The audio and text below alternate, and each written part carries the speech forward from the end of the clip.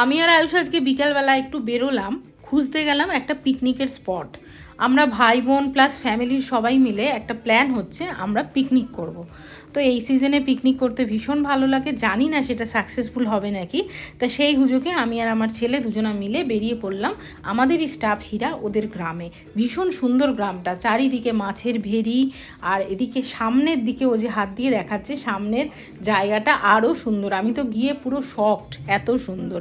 খেজুর বাগান ভর্তি, ছোট্ট ছোট্ট খেজুর গাছ, মানে আমার মতো হাইটের মানুষ হাত দিলেই আমি রসের হাঁড়ি নামিয়ে রস খেতে পারবো।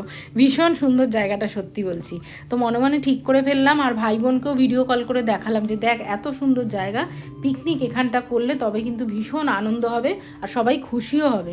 তো যাই হোক, দেখে জায়গাটা পছন্দ করে আমরা বেরিয়ে এলাম। সন্ধে হয়ে গেছে, খুব ঠান্ডা লাগছিল, নাক মুখ ঢেকে বাড়ির দিকে রওনা দিলাম।